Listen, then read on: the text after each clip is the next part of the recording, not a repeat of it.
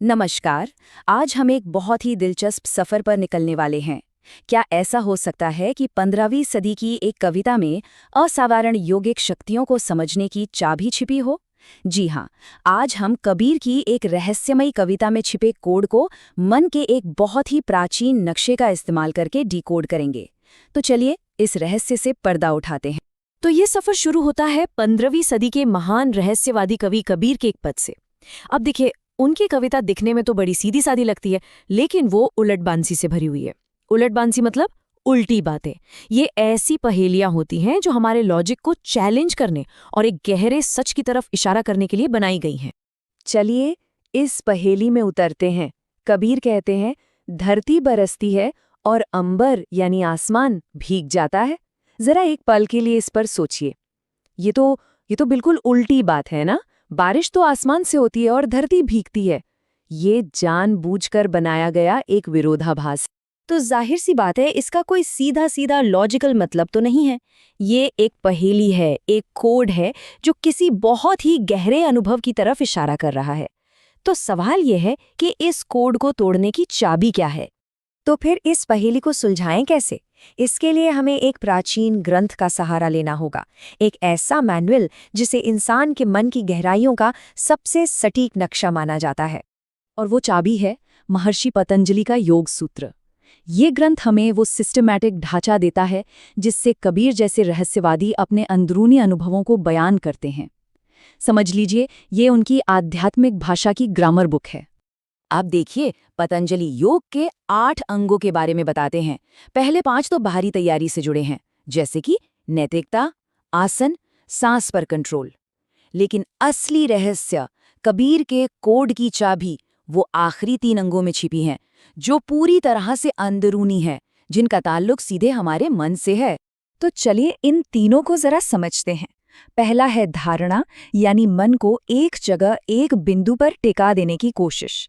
जब ये टिकाव बिना किसी रुकावट के एक धार की तरह बहने लगता है तो वो बन जाता है ध्यान।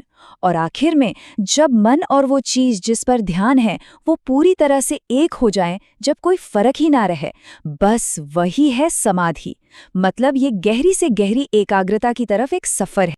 और अब हम आते हैं उस तकनीक पर जो इन तीनों को मिलाकर एक बहुत ही पावरफुल प्रैक्टिस बनाती है, और यहीं से असली बात शुरू होती है। ये कॉन्सेप्ट समझना बहुत जरूरी है।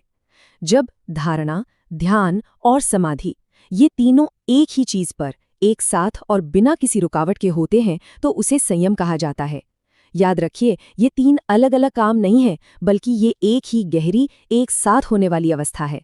तो सीधे सीधे कहें तो संयम ही वो मस्ट की है, वो चाबी है जो मन की असाधारण शक्तियों के ताले खुलती है। तो ये मास्टर चाबी आखिर कौन से दरवाजे खोलती है? तो योग सूत्र क्या कहते हैं इस बारे में?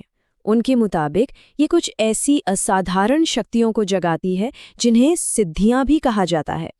पतंजलि समझाते हैं कि जब कोई योगी अलग अलग चीजों पर संयम का अभ्यास करता है तो उसे खास तरह का ज्ञान और शक्तियां मिलती हैं, जिन्हें विभूति कहते हैं। और ये कोई जादू टोना नहीं है, ये तो बस मन को गहरा साधने का एक नेचुरल नतीजा है। और ये विभूतियां वाकई हैरान कर देने वाली हैं। जरा सोचिए, दूसरों के मन में क्या चल रहा है ये जान लेना, या एक हाथी जितनी ताकत पा लेना, तारों की चाल को समझ लेना, रुई की तरह हल्का हो जाना, या फिर किसी भी जानवर की भाषा को समझ लेना। कमाल है ना। कहा जाता है कि ये सब गहरे संयम से ही मुमकिन है। तो योग की शक्तियों की इस समझ के साथ चलिए वापस चलते हैं हमारी शुरुआती पहेली पर। आखिर कबीर की बात का इससे क्या लेना देना? तो अब जब हमारे हाथ में संयम की चाबी लग ही गई है, तो क्या हम कबीर के उस रहस्यमयी कोड को, उनकी उस पहेली को आखिरकार समझ सकते हैं? जी हाँ, बिल्कुल। देखिए, यहीं पर सारी कड़ियां जुड़ती हैं। जब कबीर कहते हैं धरती बरसती है, तो वो असल वाली धरती की बात नहीं कर रहे। वो बात कर रहे हैं शरीर के बेस में सोई हुई उस ऊर्जा की, जिसे योग में कुंडलिनी के नाम से जाना जाता है, जो जागकर ऊपर की ओर उठती है, बरसती है।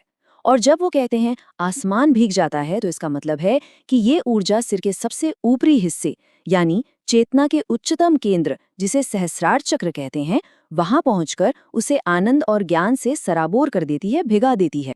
कबीर खुद ही कहते हैं कि ये सिद्ध पुरुषों की वाणी है। मतलब ये कोई अटपटी बात नहीं है, बल्कि एक अंदरूनी आध्यात्मिक अनुभव का एकदम सटीक जिक्र है। और इसे वही समझ सकते हैं जो खुद इस रास्ते पर चले हों। लेकिन कहानी यही खत्म नहीं होती। योग सूत्र एक बहुत जरूरी सवाल खड़ा करते हैं। ये जो सारी कमाल की शक्तियां हैं, ये विभूतियां, क्या यही असली मंजिल है? या फिर ये परम मुक्ति, जिसे कैवल्य कहते हैं, उस रास्ते पर बस मील के पत्थर हैं जो बस ये बताते हैं कि हाँ, रास्ता सही है, पर मंजिल मंजिल तो अभी और आगे है। ये एक ऐसा सवाल है जो हमें इस पूरे रास्ते के असली मकसद के बारे में सोचने पर मजबूर कर देता है।